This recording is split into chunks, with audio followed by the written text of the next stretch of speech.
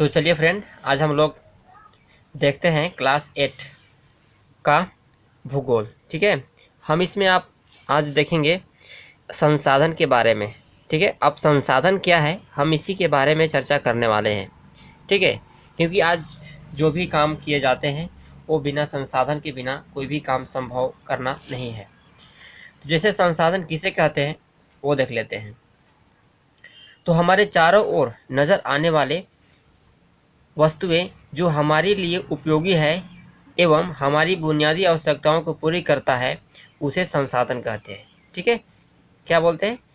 जो हमारे चारों ओर जो भी नज़र आते हैं, ठीक है, जैसे पेड़ हो गए, पौधे हो गए, घर हो गए, ठीक है, जीव जंतुएं हो गए, ठीक, एवं हमारी बुनियादी आवश्यकताओं को पूर्ति करते हैं। ठीक है, मतलब जो भी हमारे चारों ओर वस्तुएं दिखती हैं और हमारी आवश्यकता के अनुसार हमारे उपयोग में लाया जाता है तो उसको हम संसाधन कहते हैं। जैसे कपड़े धोने, नहाने के लिए साबुन। साबुन क्या है? साबुन हमारे लिए संसाधन का काम करता है। पानी, पानी का प्रयोग हम लोग पीने के लिए, नहाने के लिए, कपड़ा खींचने के लिए करते हैं। घर से स्कूल जाने के लिए रिक्शा या मोटरसाइकिल का भी हम लोग प्रयोग करते हैं। ये सब क्या है? ये सब क्या है? संसाधन है। पढ़ने के लिए हम लोग जो पुस्तक का उपयोग करते हैं ये भी एक प्रकार का संसाधन है।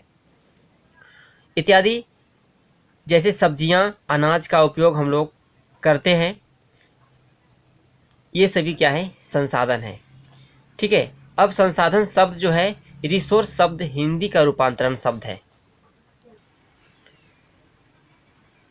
संसाधन शब्द अंग्रेजी के रिसोर्स शब्द का हिंदी रूपांतरण है। ठीक है, संसाधन क्या है? एक रिसोर्स शब्द है, उसका हिंदी रूपांतरण है संसाधन। यह दो शब्दों से मिलकर बना होता है, एक री और दूसरा का सोर्स। ओके, री का अर्थात होता है पुनः और सोर्स का होता है साधन के मिलने से, जो साधन मिलने से बना है उसको हम लोग बोलते हैं सोर्स। ठीक है, तो री सोर्स का हिंदी रूपांतरण है संसाधन। ओके, तो अब हम चलते हैं संसाधन के प्रकार के बारे में जानेंगे। चलिए दोस्तों, तो अब हम लोग देख लेते हैं संसाधन के प्रकार। ठीक है, संसाधन के मुख्यतः कितने प्रकार होते हैं? तो संसाधन के मुख्यतः 3 प्रकार होते हैं। ठीक है, एक होता है प्राकृतिक संसाधन, ठीक है, और दूसरा का होता है मानव निर्मित संसाधन, और तीसरा का होता है मानव संसाधन। ओके, प्राकृतिक संसाधन, मानव निर्मित संसाधन और मानव संसाधन, ये हम तीनों चीज का विस्तार से जानकारी लेते हैं। ठीक है, प्राकृतिक संसाधन किसे कहेंगे पहले समझिए। तो वैसा संसाधन जो हमें प्रकृति से प्राप्त होता है। ठीक है, वैसा संसाधन जो हमें प्रकृति से प्राप्त होता है उसे हम लोग बोलते हैं प्राकृतिक संसाधन बोलते हैं। ठीक है, जैसे कि प्राकृतिक संसाधन के रूप में हम लोग यहाँ पर देखते हैं, जैसे पेड़। क्या हो गया? पेड़, ये एक प्राकृतिक संसाधन है। और पहाड़, ठीक है, जो पहाड़ है ये भी क्या है? एक प्रकार का प्राकृतिक संसाधन है। पेड़, पहाड़ और नदी, ये सब क्या है? ये सब जो है एक प्राकृतिक संसाधन के उदाहरण है।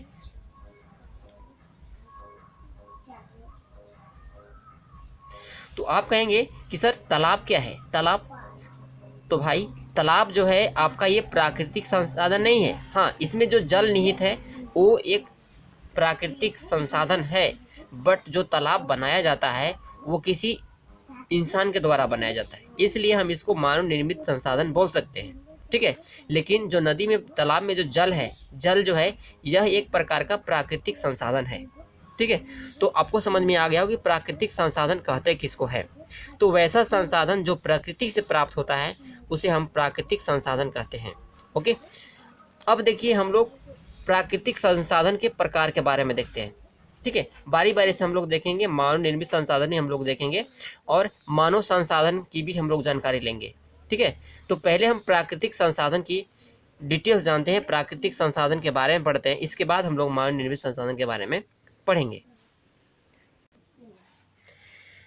तो हम देखते हैं प्राकृतिक संसाधन तो समझ चुके हैं, अब हम प्राकृतिक संसाधन के प्रकार भी देख लेते हैं। तो प्राकृतिक संसाधन मुख्यतः देखिए, मुख्यतः वह चार उपयोग के आधार पर चार प्रकार से होते हैं। ठीक है, एक होता है उत्पत्ति के आधार पर। क्या होता है? उत्पत्ति के आधार पर संसाधन होता है, जो कि जैव संसाधन और अजैव संसाधन होते हैं। हम इसमें भी देखेंगे कि जैव संसाधन और अजैव संसाधन किसे कहते हैं। ठीक है, तो जैव संसाधन उसे कहेंगे जो हमें जीव से प्राप्त होता है। ठीक है, जो हमें किसी जीव से प्राप्त होता है उसको हम लोग बोलते हैं जैव संसाधन। और वैसा संसाधन जो निर्जीव वस्तुओं से प्राप्त होता है उसको हम लोग बोलते हैं अजैव संसाधन। एक जी इसकी हम डिटेल्स पूर्वक आगे जानेंगे। अब देखिए यहाँ पर विकास के आधार पर संसाधन। ठीक है, विकास और उपयोग के आधार पर संसाधन मुख्यतः दो प्रकार के होते हैं। एक होता है वास्तविक संसाधन और दूसरा का होता है संभाव्य संसाधन। क्या होता है? विकास और उपयोग के आधार पर क्या होता है? एक होता है वास्तविक संसाधन और दूसरा का होता है उपयोग असंभाव्य संसाधन। अब हम लोग बात कर लेते हैं उपयोग के आधार पर संसाधन कितने प्रकार के होते हैं। ठीक है, तो उपयोग के आधार पर संसाधन जो होता है तीन प्रकार से होता है। ठीक है, तीन प्रकार का। एक होता है नवीकरणीय संसाधन, दूसरा का होता है अनवीकरणीय और तीसरा का होता है चक्रीय संसाधन। याद हो गया? नवीकरणीय संसाधन, अनवीकरणीय संसाधन और चक्रीय संसाधन, ये उपयोग के आधार पर तीन प्रकार के प्राकृतिक संसाधन है। और वितरण के आधार पर जो प्राकृतिक संसाधन के प्रकार जो है, एक सर्वव्यापी संसाधन होता है, सर्वव्यापक संसाधन होता है, और एक होता है स्थानिक संसाधन। अब सर्वव्यापक संसाधन क्या होता है और स्थानिक संसाधन होते हैं क्या होता है, हम इसकी डिटेल्स पूर्वक जानकारी लेते हैं। ठीक है, अभी हमने आपको बताया कि प्राकृतिक संसाधन किसे कहते हैं और प्राकृतिक संसाधन उपयोग के आधार पर कितने प्रकार के होते हैं। ठीक है, तो उपयोग के आधार पर प्राकृतिक संसाधन जो होते हैं चार प्रकार के होते हैं। ठीक है, प्राकृतिक में चार प्रकार के संसाधन उपस्थित हैं, उत्पत्ति के आधार पर, विकास के आधार पर, और उपयोग के आधार पर, और वितरण के आधार पर। ठीक है, चार प्रकार के संसाधन। अब प्राकृतिक संसाधन किसे कहते हैं? देखिए, वैसा संसाधन जो प्रकृति से प्राप्त होते हैं और बिना अधिक संशोधन उपयोग में लाए जाते हैं उसको हम लोग प्राकृतिक संसाधन कहते हैं। जैसे नदियाँ और झीलों का जल, मृदा, खनिज, वन और वायु में सभी प्राकृतिक संसाधन है। ठीक है, वायु भी हमारा प्राकृतिक संसाधन, वन भी, खनिज भी, मृदा, जल और नदियाँ, ये सब क्या है? ये सब प्राकृतिक संसाधन है। अब हम लोग प्राकृतिक संसाधन के प्रकार देख लेते हैं। उपयोग के आधार पर प्राकृतिक आधार पर संसाधन के प्रकार। ठीक है, तो विकास और उपयोग के आधार पर जो हमारे लिए विकास का प्रयोग करता है, जो हमारा देश आज डेवलप हो रहा है, उसके आधार पर और उसके उपयोग के आधार पर हम प्राकृतिक संसाधन दो प्रकार, एक के वास्तविक संसाधन और दूसरा का संभाव्य संसाधन। अब वास्तविक संसाधन केकरा कहेंगे और संभाव्य संसाधन किसे कहते हैं, थोड़ा सा ध्यान देंगे। तो वास्तविक संसाधन वैसा संसाधन, वास्तविक संसाधन होते हैं जिनकी मात्रा ज्ञात होती है और जिनका उपयोग हम वर्तमान में क्या कर रहे हैं, वर्तमान में कर रहे हैं, उसको हम लोग वास्तविक संसाधन कहते हैं। ध्यान समझिएगा, वैसा संसाधन जिसका मात्रा हमें ज्ञात होता है, वैसा संसाधन जिनकी मात्रा ज्ञात होता है और जिनका उपयोग वर्तमान समय में हम कर रहे हैं, उसको हम लोग वास्तविक संसाधन कहते हैं। ठीक है, जैसे पश्चिमी एशिया में खनिज तेल, उसका प्रयोग हम लोग कर रहे हैं।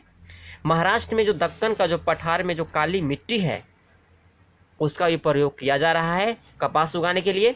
झारखंड में जो कोयला है, झारखंड में कोयला, उसका उपयोग किया जा रहा है। बॉक्साइड है, ये सभी वास्तविक संसाधन है, अर्थात हमें इसकी मात्रा ज्ञात है और हम इसका प्रयोग वर्तमान में भी कर रहे हैं, इसलिए इसको हम वास्तविक संसाधन कहेंगे। ओके, अब हम संभाव्य संसाधन के बारे में देखते हैं। तो वैसा संसाधन जिनकी मात्रा ज्ञात नहीं होता है। ठीक है, वैसा संसाधन जिनकी मात्रा ज्ञात नहीं होता है, ज्ञात नहीं होता है, उसको हम लोग बोलते हैं संभाव्य संसाधन। ठीक है, जैसे यूरेनियम। ठीक है, अब हम लोग देख लेते हैं संभाव्य संसाधन। वैसा संसाधन जिनकी मात्रा ज्ञात नहीं होता है, नहीं है, और जिनका उपयोग हम वर्तमान समय में नहीं कर रहे हैं। ठीक है, उनका उपयोग अभी वर्तमान में नहीं किया जा रहा है, तो उसको हम लोग बोलते हैं संभाव्य संसाधन। संभाव्य मतलब संभावना, ठीक है, संभावना जताया जा रहा है कि ये संसाधन होगा, हम इसका वर्तमान भविष्य में करेंगे, ठीक है। तो समझ में आ गया। संभाव्य संसाधन वैसे संसाधन जिनकी मात्रा ज्ञात नहीं है और उनका उपयोग हम वर्तमान में नहीं कर रहे हैं, तो उस प्रकार के संसाधन को हम लोग बोलते हैं संभाव्य संसाधन। ओके, अब हम इसके एग्जाम्पल ले लेते हैं। जैसे लद्दाख है, लद्दाख में पाया जाने वाला जो यूरेनियम है, ठीक है, अभी उसका उपयोग किया नहीं जा रहा है, ठीक है। केरल के तटीय रेत में जो पाए जाने वाला पदार्थ मोनाजाइट है, अभी उसका प्रयोग किया नहीं जा रहा है, लेकिन भविष्य में इसका प्रयोग किया जा सकता है, ऐसा अनुमान लगाया जा रहा है। तो इस प्रकार के संसाधन जो है संभाव्य संसाधन है, क्योंकि अभी इसका प्रयोग किया नहीं जा रहा है वर्तमान में, तो इस प्रकार के संसाधन को हम लोग क्या बोलते हैं, संभाव्य संसाधन कहते हैं। ओके, अब हम लोग चलते हैं नेक्स्ट टॉपिक की ओर। तो अब हम लोग बात कर लेते हैं उत्पत्ति के आधार पर संसाधन, ठीक है। उत्पत्ति के आधार पर संसाधन दो प्रकार के होते हैं, एक होता है अजैव संसाधन और दूसरा का होता है जैव संसाधन। दोस्तों, यदि आपके पास कॉपी कलम हो अब हम लोग चलते हैं उत्पत्ति के आधार पर संसाधन। एक होता है अजैव संसाधन और एक होता है जैव संसाधन। अजैव संसाधन और जैव संसाधन किसे कहते हैं, हम इसकी चर्चा यहाँ पर करेंगे, ठीक है। तो अजैव संसाधन वैसा संसाधन जो निर्जीव वस्तुओं से प्राप्त होता है, ठीक है, वैसा संसाधन जो निर्जीव हो, जैसे मृदा, चट्टान, हवा, जल, ये सब संसाधन को हम लोग क्या बोलते हैं, अजैव संसाधन, ठीक है, जो ये प्राकृतिक में विद्यमान होता है। और जैव संसाधन किसको कहेंगे, वैसा संसाधन जो सजीव होते हैं, ठीक है, वैसा संसाधन जो सजीव होते हैं, जैसे पेड़ पौधे, जंतु, मानव, ये सब क्या है, जैव संसाधन है, ठीक है। इनका उपयोग हम करते हैं, तो इस प्रकार के संसाधन को हम लोग बोलते हैं जैव संसाधन। जैव संसाधन वैसा संसाधन जो सजीव हो, उसको हम लोग बोलते हैं जैव संसाधन, और वैसा संसाधन जो संसाधन निर्जीव हो, जैसे मृदा, चट्टान, हवा, जल, तो इस सब को हम लोग बोलते हैं क्या, अजैव संसाधन। ओके, उम्मीद करते हैं कि यहाँ तक आपको कोई परेशानी नहीं हुआ होगा। अब हम चलते हैं यहाँ पर उपयोग के आधार पर संसाधन, ठीक है। उपयोग के आधार पर संसाधन मुख्यतः तीन प्रकार के होता है। एक होता है नवीकरणीय संसाधन, एक होता है अनवीकरणीय संसाधन, और एक होता है चक्रीय संसाधन, ठीक है। तो नवीकरणीय संसाधन, अनवीकरणीय संसाधन और चक्रीय संसाधन क्या है, तो नवीकरणीय संसाधन के बारे में हम सबसे पहले देखते हैं। तो नवीकरणीय संसाधन वैसा संसाधन नवीकरणीय संसाधन कहलाते हैं जिनकी शीघ्रता से नवीकरण हो जाता है, अर्थात उनका दोबारा उपयोग किया जाता है, ठीक है। तो वैसा संसाधन, इसको हम ऐसे बोले तो वैसा संसाधन जिसका एक बार प्रयोग करने के बाद हम दोबारा उसको उपयोग में ला सकते हैं, तो उस प्रकार के संसाधन को हम लोग बोलते हैं नवीकरणीय संसाधन, ठीक है। वैसा संसाधन जिसका एक बार उपयोग करने के बाद हम पुनः दोबारा उपयोग में उसको ला सकते हैं, तो इस प्रकार के संसाधन को हम लोग बोलते हैं नवीकरणीय संसाधन। ओके, क्या बोलते हैं, नवीकरणीय संसाधन बोलते हैं। जैसे सौर एवं पवन ऊर्जा, ठीक है, जैसे सौर ऊर्जा, ठीक है, जैसे एक बार हमको सूर्य मिला, आज रोशनी हमको मिली, ठीक है। जैसे यहाँ पर हम एक सूर्य आपको बनाते हैं, ठीक है। अब देखिए यहाँ पर जैसे मान लीजिए एक सूर्य है, ठीक है। अब यहाँ से हमको रोशनी मिलता है, ठीक है, आज हमको डे में रोशनी मिला, ठीक है। हम इसका उपयोग सोलर प्लेट पर करके सौर ऊर्जा का प्रयोग कर लिए पुनः नेक्स्ट डे जो है ये आज मिला, लेकिन कल भी हम क्या करेंगे, कल भी इसी सौर ऊर्जा, मतलब जब सूरज उगेगा इसी ऊर्जा का प्रयोग हम लोग करेंगे, मतलब एक ही ऊर्जा को हम लोग बार बार उपयोग करते हैं, तो इसको हम लोग बोलते हैं नवीकरणीय ऊर्जा। आज किए, फिर इसी ऊर्जा को हम कल करेंगे, फिर फॉर दिन करेंगे। इस प्रकार से डे बाय डे किया जाता है। ठीक है, मतलब प्रतिदिन इसको हम एक ही चीज़ को बार बार रीयूज करते हैं। ठीक है, तो इस प्रकार के संसाधन को हम लोग बोलते हैं सौर ऊर्जा। मतलब जिसका एक बार उपयोग करने के बाद, इस एक बार उपयोग करने के बाद हम उसका दोबारा उपयोग कर सकते हैं, तो उसको हम लोग बोलते हैं सौर नवीकरणीय संसाधन बोलते हैं। ठीक है, जैसे देखिए ये पवन है, पवन चक्की है जिसको हम लोग बोलते हैं पवन ऊर्जा। इससे क्या होती है, एनर्जी निकलती है, ऊर्जा निकलता है। ठीक है, इससे हम करंट पैदा किया जाता है। अब देखिए यहाँ पर जैसे जल हो गया। ठीक है, जल हो गया, ये क्या है, एक नवीकरणीय संसाधन है। मृदा हो गया, जैसे मृदा आज हम जिसका उपयोग किए, आज हम जिस मृदा में फसल लगाए उसी मृदा में हम नेक्स्ट डे दूसरा फसल हम लगा सकते हैं। वन हो गया, जैसे नवीकरणीय संसाधन है। ठीक है, अगर हम इसका ज़्यादातर लापरवाही करें, है ना, तो इसका भंडारण जो है प्रभावित कर सकता है। क्या कर सकता है, प्रभावित कर सकता है। अगर मान लीजिए कि आप वन को काटते जाइए तो आप तो उसका प्रयोग नहीं कर सकते हैं, नहीं कर सकते हैं ना। तो इस प्रकार के, चलिए तो अब हम लोग देख लेते हैं नवीकरणीय संसाधन। ठीक है, क्या देखते हैं, नवीकरणीय संसाधन। तो वैसा संसाधन, ठीक है, जिनकी भंडार सीमित होता है। ठीक है, और जिसका एक बार उपयोग करने के बाद हम दोबारा उपयोग नहीं कर सकते हैं। ठीक है, क्या बोले, वैसा संसाधन। देखिए किताब में थोड़ा सा लैंग्वेज जो है ना उटपटांग है, तो आपको हम मतलब अच्छा तरह समझा दे रहे हैं ताकि आपको समझ में आ जाए अपनी लैंग्वेज के अनुसार। वैसा संसाधन जिनकी भंडार सीमित होता है और जिनका एक बार उपयोग करने के बाद हम दोबारा उपयोग नहीं कर सकते हैं, और कर भी सकते हैं तो उसको उपयोग करने में लाखों वर्ष लग सकता है। कितना, लाखों वर्ष लग सकता है, क्योंकि वो चीज़ जब तक नवीकरण नहीं होगा, जब तक वो पुनः उत्पत्ति नहीं होगा, उसका उत्पत्ति नहीं होगा, तब तक हम उसका प्रयोग नहीं कर सकते हैं। इसलिए इसको हम डायरेक्ट इसको याद रखेंगे कि वैसा संसाधन जिसका हम एक बार उपयोग करने के बाद दोबारा उपयोग में नहीं ला सकते हैं, तो उस प्रकार के संसाधन को हम नवीकरणीय संसाधन कहते हैं। ठीक है, क्या कह सकते हैं, नवीकरणीय संसाधन कहते हैं। जैसे पेट्रोल, कोयला, प्राकृतिक गैस, ये सब क्या है, अनवीकरणीय संसाधन एक एग्जाम्पल है। जैसे पेट्रोल है, पेट्रोल को आप अगर उसको किसी कारणवश समाप्त कर दिए, 1 लीटर पेट्रोल को अगर आप ख़त्म कर देते हैं, तो दोबारा उस लीटर पेट्रोल को आप कभी भी वापस नहीं ला सकते हैं, क्योंकि वायु हवा बन करके वह प्रकृति में विलीन हो जाता है। कोयला, कोयला के जलने के बाद आप पुनः उस कोयला से खाना नहीं बना सकते हैं। ठीक है, प्राकृतिक गैस, जैसे प्राकृतिक गैस जैसे पेट्रोलियम हो गया, और बहुत सारे ऐसे गैस है जैसे आपका नाइट्रोजन हो गया, ऑक्सीजन हो गया। ठीक है, तो जैसे एलपीजी हो गया, सीएनजी गैस हो गया, जिसका एक बार प्रयोग हम जब कर देते हैं तो कभी भी वो उसका प्रयोग हम दोबारा नहीं कर सकते हैं। ठीक है, तो आपको समझ में आ गया होगा कि नवीकरणीय संसाधन किसे कहते हैं। तो एक बार फिर से रिवाइज, वैसा संसाधन जिसका एक बार प्रयोग करने के बाद दोबारा उसका उपयोग में नहीं लाया जा सकता है, तो उस प्रकार के संसाधन को हम बोलते हैं क्या, उसको हम लोग बोलते हैं अनवीकरणीय संसाधन।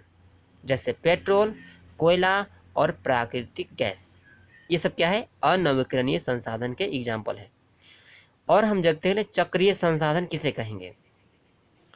तो वैसा संसाधन, ठीक है, इसको हम अपनी भाषा में आपको बता रहे हैं, किताबी भाषा भी आपको बताएंगे। तो वैसा संसाधन जिसका उपयोग बार बार किया जाता है उसको हम लोग चक्रीय संसाधन बोलते हैं। क्या बोलते हैं, चक्रीय संसाधन बोलते हैं। अर्थात एक बार उपयोग किए और पुनः उसका हम दोबारा उपयोग में ला सकते हैं, तो उस प्रकार के संसाधन को हम चक्रीय संसाधन बोलते हैं। जैसे आप एग्जाम्पल के तौर पर ले तो देखिए यहाँ पर, जैसे मान लीजिए कि चक्रीय संसाधन के आपको एग्जाम्पल बता रहे हैं, चक्रीय। ठीक है, चक्रीय का मतलब देखिए चक्रा मत दे आपको। ठीक है, चक्रीय संसाधन। ओके, अब चक्रीय संसाधन देखिए, यहाँ पर जैसे मान लीजिए ऊपर है आसमान, ठीक है, नीचे किसी प्लेट में जल रखा हुआ है, ठीक है, और ये क्या है, ऊपर में आसमान है, इस प्रकार से बादल बने हुए हैं, है ना, इस प्रकार से ऊपर आसमान है। ये क्या होते हैं, जब यहाँ से सूरज देव महाराज उगते हैं, ठीक है, ये सूरज देव हैं, सूर्य, यहाँ पर सूर्य है, ठीक है, यहाँ से उगते हैं, तो ये जो है, ये जो प्लेट है, ये प्लेट में के जो जल है ये गर्म होता है, हीट होता है, और हीट होने के कारण ये वाष्पित होता है, वाष्पित होता है, ठीक है, क्या होता है, वाष्पित, वाष्पित होता है। अब वाष्पित होने के दौरान यह क्या करता है, इस बादल बन जाता है, ऊपर जाकर के क्या बनता है, बादल। अब ये बादल जो होता है, ये बादल बनने के दौरान, ठीक है, पुनः वर्षा के रूप में यही जल क्या आता है, नीचे आ जाता है, ठीक है। तो हम कर लिए ना, चकरा दिए ना इसको, हम एक चक्कर पूरा कर लिया। यहाँ से बादल, पहले बादल से पानी प्लेट में आया, अब प्लेट से जब पानी हीट हुआ, वाष्पित हुआ, फिर बादल में गया और वहाँ पर संघनित हुआ जल वाष्प आए ना, और बादल बना। अब बादल बनने के दौरान पुनः जल जो है पृथ्वी पर आ जाता है, तो इस कारण हम इसका पुनः प्रयोग में ला सकते हैं, ठीक है। तो आपको समझ में आ गया। तो इस प्रकार केवल जल ही ऐसा पदार्थ है जिसका प्रयोग हम चक्रीय, है ना, चक्रीय संसाधन के रूप में करते हैं। ओके, तो आशा करते हैं, उम्मीद करते हैं कि ये सारे प्रश्न, ये सारे आपको चीज़ें आपको समझ में आई होगी। तो चलिए अब हम मिलते हैं किसी नए वीडियो के साथ। और हाँ, अगला में हम लोग पढ़ने वाले हैं वितरण के आधार पर संसाधन, मानव संसाधन पढ़ेंगे और मानव निर्मित संसाधन के बारे में जानेंगे। ओके, तो अगर आप वीडियो पर, यदि आप चैनल पर नए होंगे तो सब्सक्राइब कर लेंगे, ताकि मैं जब भी अगला वीडियो अपलोड करूं, ठीक है, इस पार्ट से रिलेटेड क्वेश्चंस अगला वीडियो अपलोड करूं तो सबसे पहले आपके पास नोटिफिकेशन पहुंचे और इसका आप लोग लाभ उठा सकें। ओके, तो अब चलिए, अब हम मिलते हैं फिर नए वीडियो के साथ। तब तक के लिए आप घर पर पढ़ते रहिए और आगे बढ़ते रहिए। जय हिंद, जय भारत।